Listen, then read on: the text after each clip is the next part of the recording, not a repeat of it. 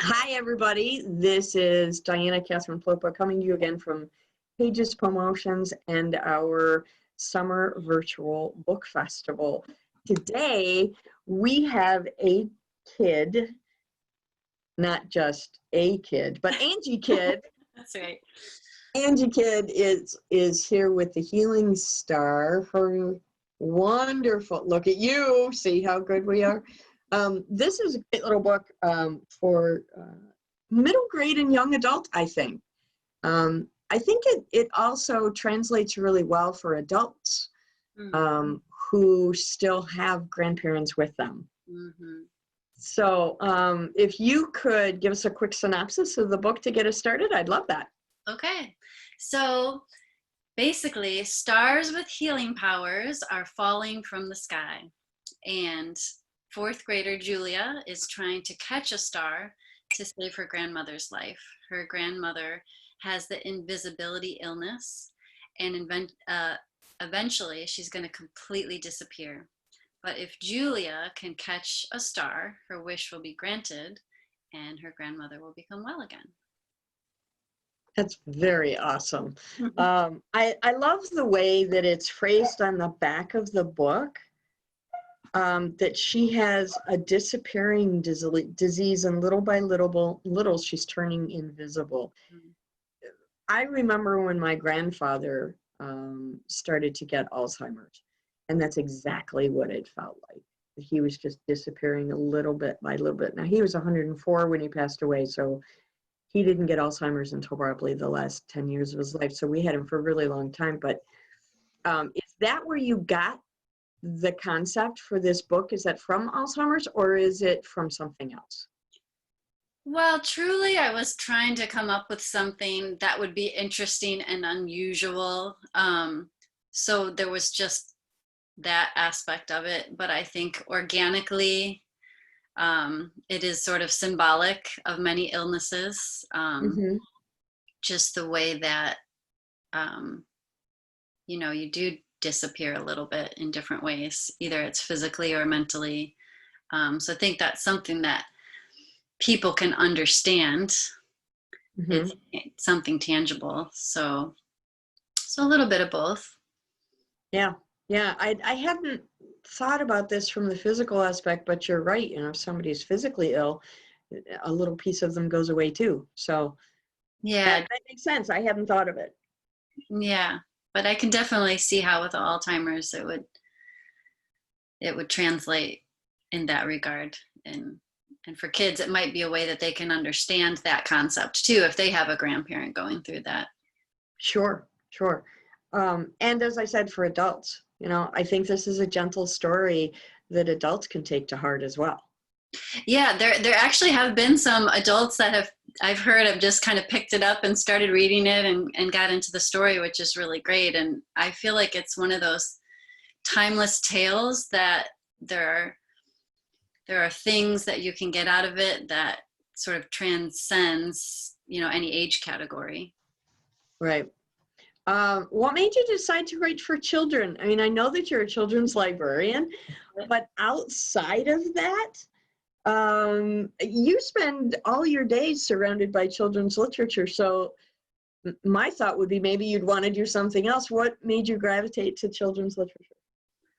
Well, truly, it's always been a dream of mine. I kind of just came into this world with it, really. Even when I was little, I was writing stories. My mom told me I was telling her stories. I was drawing pictures, and she wrote down the stories for me. So it's always sort of been there in the background. And, growing up, they sort of people teach you, to sort of be practical and think of, so I was trying to find ways that I could, have a stable job. And so like I did journalism for a while and, did some different things like that. But it was still sort of calling me. And I guess, I don't know, I'm a kid at heart. I always liked fantasy stories growing up and all that. And so I think I just wanted to create those stories for kids and for myself. I just wanted to be surrounded with more of those stories. I always looking for more of them. So in a way, it's just, you know, my way of continuing that, helping create more of these stories that I love.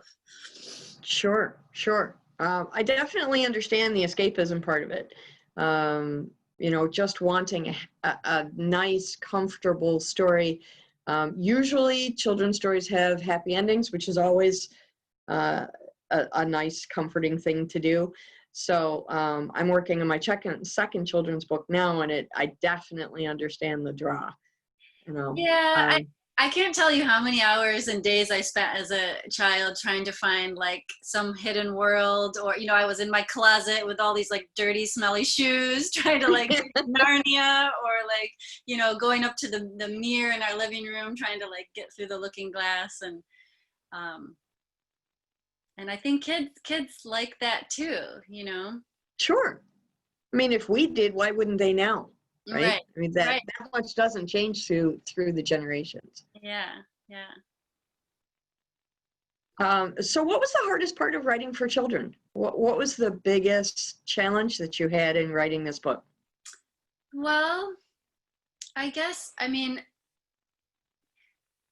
so I don't aim to talk down to children. I think we talked about this before. I think they can understand a lot more than some people even give them credit for. But I do think you have to bear in mind the age of children, and, you know, it's a sort of a balancing act, especially if you're dealing with a difficult topic, making sure you're giving it justice, but also doing it in a way that,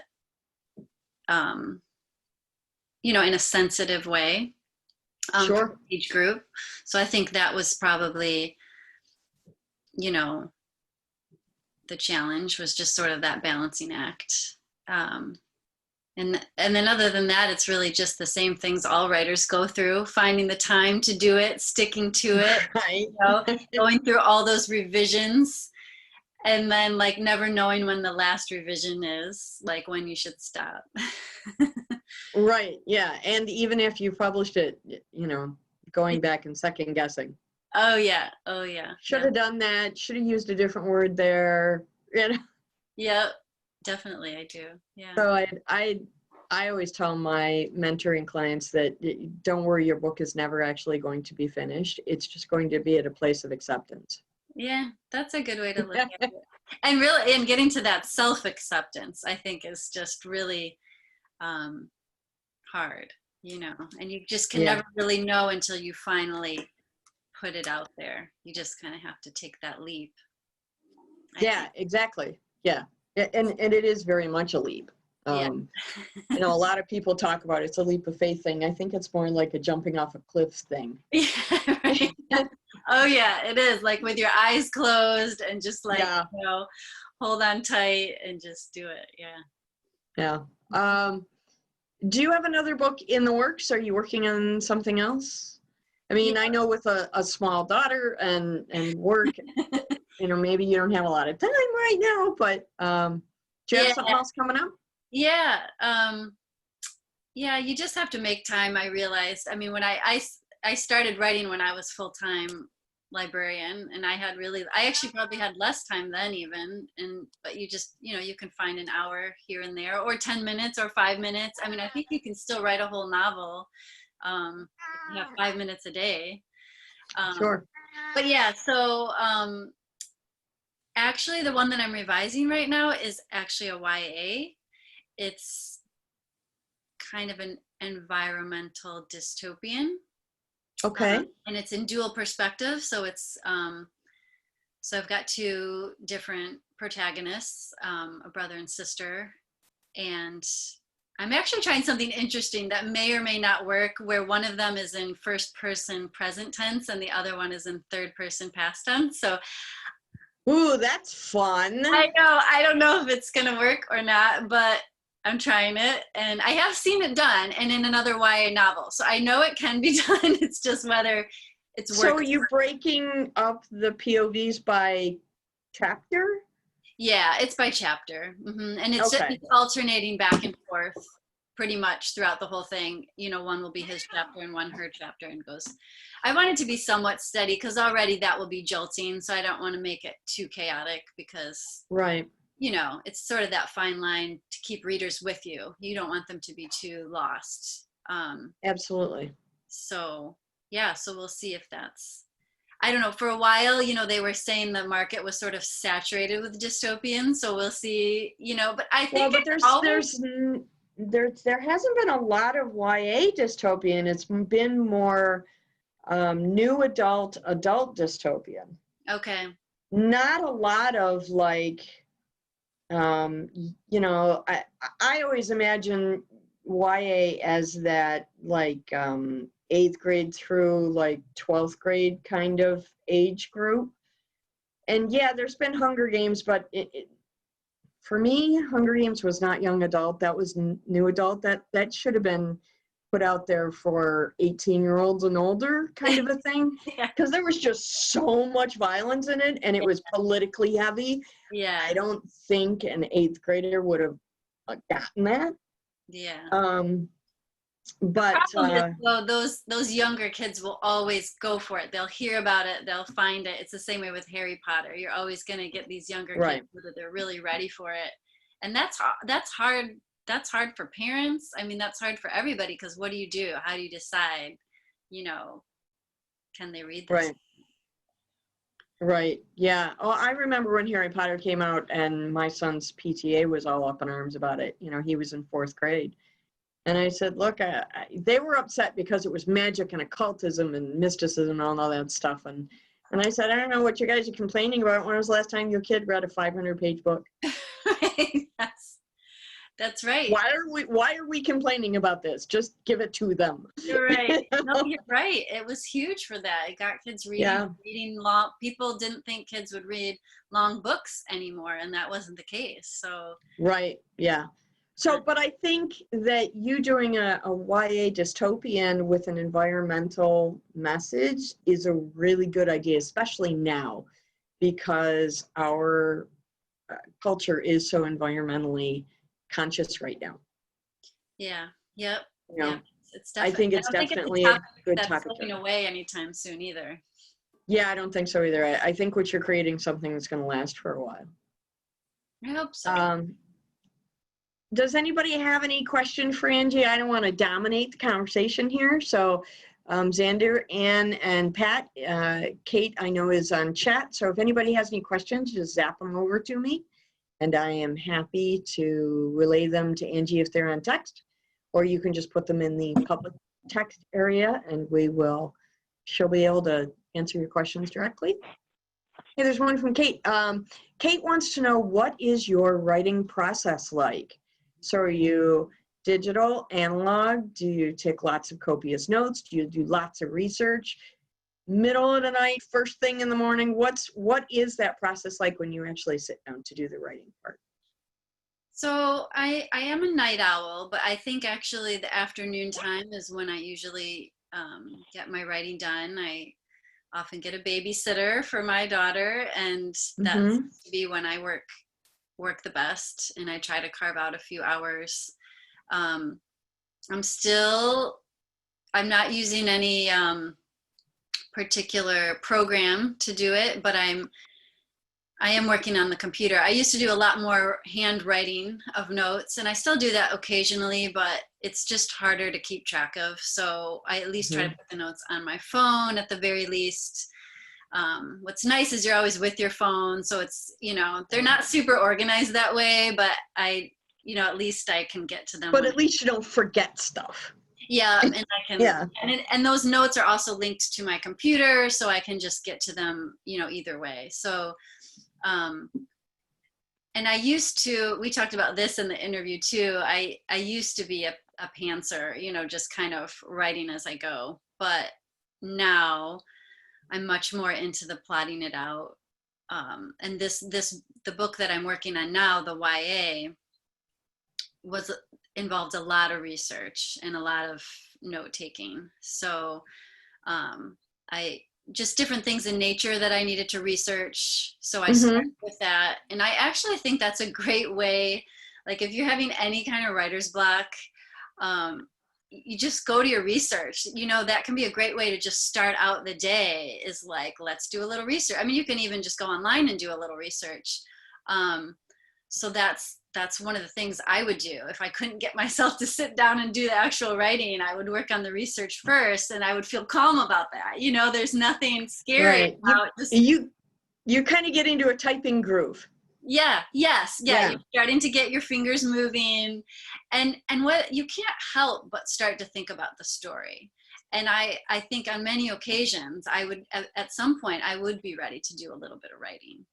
So it's Right. nice, you know, you start out with that research, and then it kind of leads you.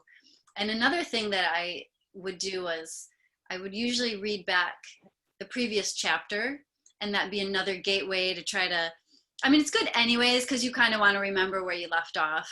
Sure. But it would also be another way, like, okay, I can read, you know, like reading's not scary. So I would just start reading my work back. And maybe I would do a little tweaking. I don't want to do too much tweaking when I'm still writing. I try not to do heavy editing when I'm still writing, but I might do a little bit of that. And those to me are the best ways, I think, to just start engaging with the story. Absolutely. Going from there. The other thing I'm always curious about with writers is, do you write in silence, or do you need to write in a space with noise or with people? Do you need to be sequestered in a little lonely writer's garret in complete and utter total silence? Do you have a playlist? How does that background environment affect your writing process? Yeah, I actually need complete quiet for the most part. I mean, I could have like white noise, I guess. No music, it will be distracting. And really no interruptions. I'm always telling my husband, like, just don't, I really don't even want to knock at the door. But if I don't answer, please don't come in unless somebody's dying, because it's just hard, because, you know, I get that thought and I can very easily lose it. And so that interruption might just, you know, lose that magic thought for the day. And I mean, you can get them back, but sometimes you don't. I do remember one of the first stories I wrote, I had this great name for the villain, and I thought of it right before I went to bed or in the middle of the night or something, and I didn't write it down, and I couldn't remember it, and it's just gone, and I was just devastated. Yeah. Well, it kind of tracks that you would write in silence being a librarian, so that kind of makes sense. Yeah, it's just the way my mind works. Yeah. It's easier for me to think if I don't, without the distractions. I have a question from Kate. What do you think we should see more children's books about to help them understand sensitive subjects? So does she mean like what sensitive topics should we actually be following, or just the way to approach sensitive topics? Both. Okay. That's a great question. I mean, as you know, me writing fantasy, I do think fantasy is a great vehicle for children because it's engaging and it's interesting, and you can follow a different culture and a different place, which is fun, but you're still tackling those issues. And it's actually easier because you're not facing, you know, the particular groups that might be marginalized, but you'll have a mirrored group that's marginalized in these fantasies. And so they're going to get the messages, they're going to see what's happening and learn from it, but it's hopefully a little bit less controversial and a little safer, because you can talk about the characters, but they're removed. So you're talking about the topics, but you know, it's going to be like aliens or fairies or, you know, something that doesn't actually exist here on this planet that we know of. Right. What topics do you think are not being covered adequately for young readers? What would you like to see more of? Mm. Well, you know, there is this whole movement right now with having stories about other ethnicities and backgrounds, and I think that's fantastic. I think there are definitely stories from different cultures that need to be told. I think what's tricky is, you know, um, they're wanting them to be told by the people of those cultures. So, like Mm-hmm. for me, it would be tricky for me to broach those topics even if I wanted to, because if I don't have that background, you know, um, I can do it, but It's a credibility thing. it Yeah. is. And I respect that, you know. I think what's happened for me, because I also have been writing picture books, and I'm interested in some of the folk stories from different cultures, like from Japan, because my husband's Japanese and my daughter's. Like Ian Tadashi Moore, the books he's writing. Yes, exactly. Yeah, yeah. And you know, and he has the background. I kind of have the background once removed. So I'm just, you know, I guess I'm just kind of, I'm working on those stories. It'll just be interesting to see, you know, I think it's okay. It seems like it might be more okay when it's more of a folk tale that already exists and maybe Mm-hmm. just putting a spin on it or something, rather than actually trying to share an experience from a culture, you know, that you couldn't have experienced yourself. So I'm hoping Yeah. with folklore that maybe I can do it as long as I do the proper research. And you know, and I do have, I mean, my husband can speak to it. I have him look over everything, you know, to see, Right. does this sound right? Does this make sense within the culture? Um, Yeah. Well, it's like me trying to write about Navajo Indian culture.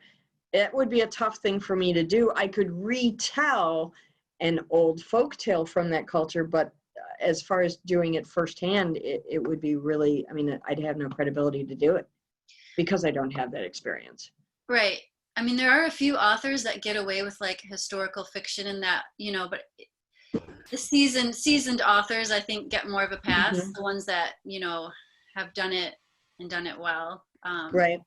But yeah, the movement is really trending away from that. And so, but it's tough because at the end of the day, some of the stories just aren't getting told by anyone. And I think that's what makes me a little sad, because I'm like, I just want the stories to be out there, Right. you know. Yeah, and instead they're getting neglected because of a lack of either credibility or sensitivity. And sometimes the people of the culture aren't, for whatever reason, it's not out there either. And I think Right. that's what people are working on, trying to reach people, you know, of these different backgrounds and say, hey, will you write this? Right, right. And welcome, Pat. Welcome, Amber, Xander. Thanks everybody for being here. Does anybody else have any questions for Angie or comments that you'd like to throw out? Like I say, I don't want to dominate the room, so I know Amber just joined us. Any comments or questions? Nope. Okay. So is there a genre that you don't think you could ever see yourself writing in, that place that for you would be literary taboo, it just wouldn't work? Yeah, it would be, well, okay, definitely horror would not be, and it's so Okay. interesting because there's been quite a few horror writers as part of this, you know, part of this book festival. It's just not for me. I could probably do like suspense. um, you know, I can do scary things, but anything that's gory, I don't want to read it, so I don't think I could write it, you know. Sure. And also vampires, just again, I don't like to read it, so I'm not gonna be Okay. it's the same thing with that, just blood and gore. I'm just too queasy for it. It's just, Yeah, no, I understand completely. Is there a specific, outside of the book you're currently working on? I mean, so let me ask you this. Do you work on one project at a time, or are you planning projects 2, 3, and 4 down the road? And if you are, you mentioned picture books. Are those going to be coming out? We're going to see those soon, or are you just doing those for yourself? So, What might be ahead and down the road for you? okay, definitely. I'm an idea person, so I can't stop it. There's ideas coming all Mm-hmm. the time, and I at least get those down so that I don't forget. Um, and so, yes, there's always works in different stages of the process. I usually can only work on one super intensely just because I think it would get confusing. I've even caught Okay. myself putting, the wrong character in my story, and I'm like, wait, that character is a different story. It So doesn't go in there. yeah, I was like, oops. Oh, And so, but with the picture books, the challenge is from an indie standpoint, they're just harder to produce that way. And so I think I'm still seeking a more traditional route with the picture books. okay. So that's why they're a little bit more, I haven't really come out yet. I could do it, but it's a little bit more complicated process when you have illustrations and a more expensive process. So Yeah. I decided to start with a novel first in that regard. But I have quite a few of them that I've been working on in different states of revision. And then with middle grade, I think middle grade still is where my heart is. I mean, I'm doing this YA too, but I do have a soft spot for middle grade. So Mm-hmm. I have another one that's more in the idea phase. I actually came up with it right after my daughter was born, and I really had no Okay. time. But she was sleeping a lot in the beginning, so I was sort of Sure. just quickly getting that down. And I just recently went back to kind of take a look. Did any of it even make sense? Yeah. So, Was I writing incomplete sentences? right. Yeah. No. Yeah. So that one is, I'm starting to think about it again. Since the YA is in revision, I think I could probably, move a little bit further with that middle grade, just to start actually just getting maybe more ideas down, filling it out. I don't know that I would start writing yet. I would if I was compelled to, but at least just kind of fleshing it out more. Sure. What I've realized after having done this for a long time, I mean, you just don't know what the process is going to be with the publishing and just everything.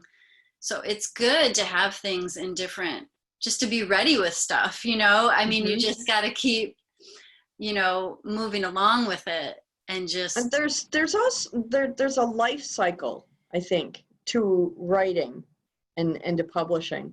The first person to really point this out, I mean, I guess I knew it intrinsically, but I saw Steve Barry do a reading in Rochester a couple of years ago, and he said he's working on 4 books simultaneously, but they're all in different stages of done.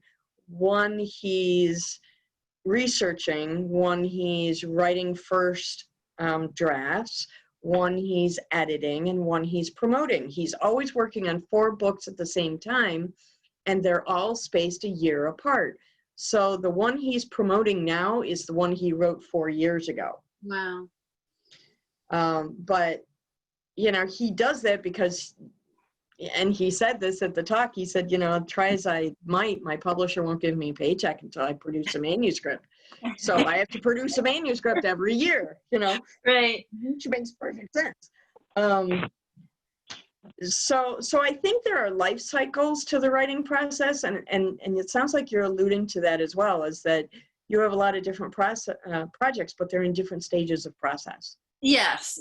And I think that's a good thing. It's easier to work that way when they're in different stages. And there will be sometimes maybe where you're super stuck on something and you just can't, I mean, you got to keep working. So if you can hop over to something else for a little while, it keeps you working, and like this whole pandemic, I wanted to have at least one full year to really market, and I'm still marketing, but we can't do live events, and Right. so it just sort of reminded me, hey, maybe you need to just get back to your writing. It wasn't the plan, but it is a good time to be writing. So if I didn't have anything, then what? So it's nice to just have these things Yeah, I think if nothing else, writers are flexible by nature, and we kind of have to be, Yeah. to make it work. Yeah. Um, For sure. Anybody else have any questions? Xander, Ann, Pat, Kate, any other questions or comments for Angie? Nope. Oh, Kate says, what is your favorite source for research? Where do you love to go for research? And then what is the most bizarre piece of research that you've discovered in your travels? Oh my goodness. You're putting me on the spot with that one. I mean, definitely, being a librarian, growing up in libraries, it's still my go-to. I do like still to go to the books. I just look just poring over them, the pages. It's still, that was where I started with the research for this one. But it's not always, and right now, libraries are just reopening again. So obviously, you know, you have to do some online stuff too. And I do online. I don't know if I have really one site. Having been a librarian, I just try to check that the sites are legitimate. If they have a .org, it's probably better. Right. As far as, but it depends. With fantasy, you're making up things too. So it just depends on what kind of research it is. If I'm just looking, for things related to like folklore and stuff, I don't think it matters as much the source. But like when I was doing actual research about space for the Healing Star, I would try to use, like NASA's website or, just something that, that I could be sure was giving legitimate information. Although I don't know, even with science, it's always changing. The facts are always changing. Sure. Pluto got downgraded. So, I know, it's so sad. I still can't. So I learned this song in 3rd grade about the planets, and it's like, well, and that's how I remembered them. And it's just like Pluto's in the song. And I just like, I can't really let go of that, Yeah. I'm having a hard time with the Pluto thing too, but I figure Neil deGrasse Tyson has taken enough heat for it. I'm not going to write to him. So, yeah. So. What's the strangest little tidbit of factoid that you found in your research? The thing that made you go, well, that's strange. Like I was saying the other day on my on the Zoom meeting that Andy hosted for me on my birthday, I said the strangest thing I found was I'm writing this book that takes place between Petra and the city of Alexandria, and it takes 18 days to get from one to the other by camel, in case you're interested. So is there an odd little factoid like that you've discovered in your research? I don't have a really specific one offhand, but I did start researching for the Healing Star. I was researching like the idea of the exploding star and the idea of the black hole and that sort of thing. It's not like it exactly comes into play in the story, but it's just an interesting concept. And I just wanted to learn as much about stars and this, the night sky as I could. So I took the research further than it probably needed to go for this story. So that part was just kind of interesting.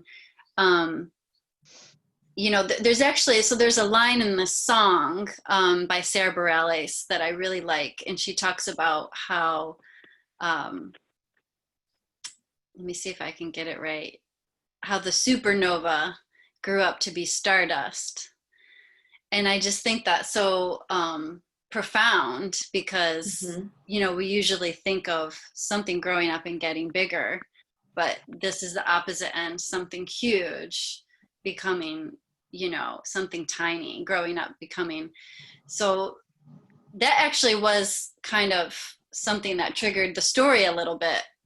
Listening to that song got me kind of thinking about constellations and all of that. And and I think, I don't want to get this wrong, but I think sometimes new stars can even come out of like the black hole. So it's just sort of this interesting they can, idea of like nothingness and also regeneration at the same time. It's like scary, but it's so cool that that's possible. And that maybe that's how we it's can. Like that. Yeah, it's like that concept of eternal hope. you know. Mhm. Which is in the book. So yeah, I mean, that's a theme of the book. So it does kind of all come full circle. And they do say, I mean, adult books will do many different things, but they do usually, you know, want to see some thread of hope in middle grade. Absolutely. Yeah. Any other questions for Angie before we wrap this up? Anybody? You can put it in the message too if you're. Yeah, if you don't want to actually talk, you can just chat with us, and I'll read the chat box if that's what you'd like I to do. would love to hear from you. But no Okay. I think people feel pressured, so we'll just let them be. So you've got a special going on this month for your book. Can you tell us about that? Yes. So for the rest of this month and the rest of the book festival, This is the book. Yeah, we'll put that back up there and try to hold it at an angle where it's not shiny. Yeah, there we go. Yeah, so I'm actually, the book will be $2 off, so it'll be $12.99. And you can contact me by email at a.kidd, Kidd, writes@gmail.com. You can also contact me through my Facebook author page, which is also a.kidd writes, Kidd being with 2 Ds.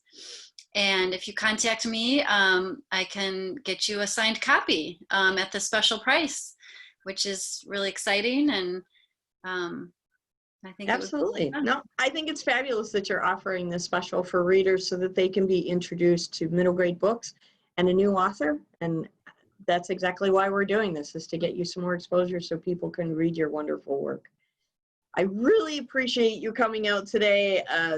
I'm so happy to have you back again. We did the TV program and that was so much fun. Yeah. I'm really glad that we got to extend our conversation and do this again. Definitely let me know when the next book comes out and we'll have a third round. Perfect. Oh, and I'll tell you one more quick thing for young kids, or even adults. So if anybody wants to make their own healing star and send it to me, I will post it on my author page. All you have to do is write your wish in there, whatever wish you have. It could be a personal one, something funny, something for the world, something positive. You can draw your own star or just print one and send it to me and I'll post it. Awesome. That's super cool. I love when we all come together to create community, whether it's digitally or in person. And that's one of the things that we have not been able to do because we can't do book festivals. I know. So we have to find these creative ways. I'm so grateful to you for putting this together because I think I'm happy to do it. Yeah, it's wonderful. You're doing a great thing for indie authors, and thank you. Appreciate it. Yeah, I'm doing it because it's as much fun for me as everyone. I mean, I miss everybody. I miss going to festivals and hanging out with other authors. So this is as much self-serving as it is serving you. So, I can't be completely magnanimous in the thing. But thanks again for coming out. Anybody who's watching this, check out Angie Kidd on Facebook. Again, that's a.kidd writes, both on Facebook and at Gmail. Get a signed copy of her book. She's super, super approachable. And if you're ever, in the library, knock on her door and say, hey, help me with research. You know what I miss? I got to say this before we go. I miss card catalogs. I do not. You just like flipping through them, or? It's like a treasure hunt. Right? The computer now is this instant gratification thing. You just type in a couple of words and you get all these answers. And the card catalog felt like a treasure hunt whenever I went looking for something. And it would lead me to something else. It was always so much fun. I think I'm the only one who thinks that, but. No, you're right. It is kind of nice. Again, the tactile digging through it. I think it's just the frustration if you couldn't if you couldn't get the right subject heading and get to what you needed. But that can happen even now. So it's kind of still Well, the but same. when I was a kid, I would go to the library and look through the card catalog and go, okay, let's discover something new. Let's just randomly go to the card catalog, pull out a card, go find that book and read it. Oh, that's great. That's a great idea. That's fun. That's how I spent a lot of my summers, was at the library playing that game. That's cool. They should bring it back just for that. I think I it's agree. like a treasure hunt. If you I think so. If you can frame it that way. Yes, yeah, that's awesome. Thanks again for coming. We look forward to seeing everybody. Look over at the Pages Promotions Facebook page, and you can find the book festival specifically at 2020 Virtual Book Festival on Facebook. And you can connect with all our other writers and other readers. We're giving away prize packages. We're having a great time. Thanks again for coming, Angie. I appreciate your time. Thanks everybody else in the room, and we hope to see you at another Zoom gathering. Have a great day. Bye.